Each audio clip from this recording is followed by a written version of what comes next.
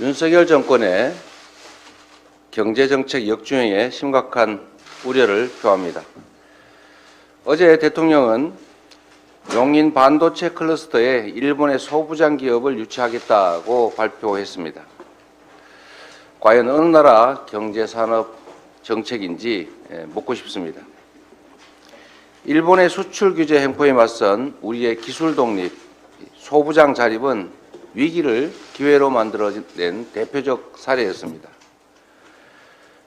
100대 소부장 핵심 전략 기술 중에서 대일 의존도가 33% 감소할 정도로 대한민국 소부장이 일본의 그늘에서 벗어나기 시작했던 것입니다.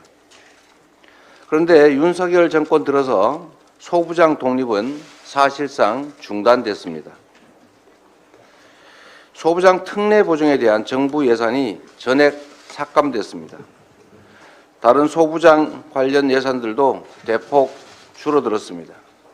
국내 기업들은 피해를 보고 일본 기업은 혜택을 보는 일에 정부가 나서고 있는 꼴입니다. 특정 국가의 의존도를 낮추고 수입 다변화를 모색하고 국내 자체 생산 역량을 키우는 것이 바로 우리 정부가 해야 될 일입니다. 지금 이러한 경제 안보의 기본이 흔들리고 있습니다. 정부는 즉시 우리 소부장 기업 지원을 원상복구하고 기술 독립 정책을 지속적으로 해 나가야 합니다. 주당 69시간 노동 계약을 둘러싼 정부의 엇박자가 점입 가경입니다. 대통령의 주당 60시간은 무리라고 하는 언급을 대통령실이 개인 의견이라고 폄하를 했습니다. 그러더니 어제는 다시 대통령이 주당 60시간 이상 근무는 건강보호 차원에서 무리라고 했습니다. 또 대통령실이 대통령 개인 의견이다 이렇게 말할지 궁금합니다. 대통령과 대통령실조차 손발이 안 맞을 정도로 졸속 노동계약을 추진하고 있다는 자기 고백입니다. 민주당은 국민을 과로사로 내모는 노동계약 반드시 저지하겠습니다. 잘못된 관행들도 뿌리 뽑겠습니다. 국민에게 공짜노동, 공짜 야근을 강요하지 못하도록 불합리한 임금제도를 손보겠습니다. 주당 52시간제 정착을 넘어서서 이제 주 4.5일제로 나아가야 합니다.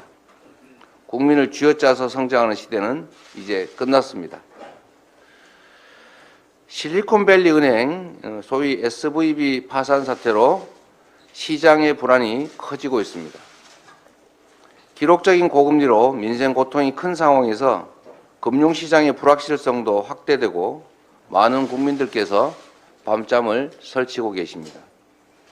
과거 저축은행 사태 같은 피해를 막기 위해서 선제적이고 과감한 정책이 필요합니다.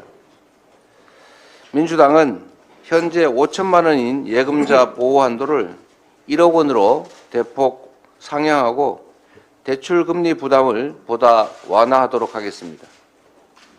SVB 사태와 같은 비상 상황이 발생할 경우에는 예금 전액을 보호할 수 있는 제도도 적극 모색하겠습니다. 정부 여당에게 촉구합니다. 일본 퍼주기, 노동자 쥐어짜기가 아니고 다급한 민생 경제를 지키는 데 관심을 가져주기 바랍니다. 이상입니다.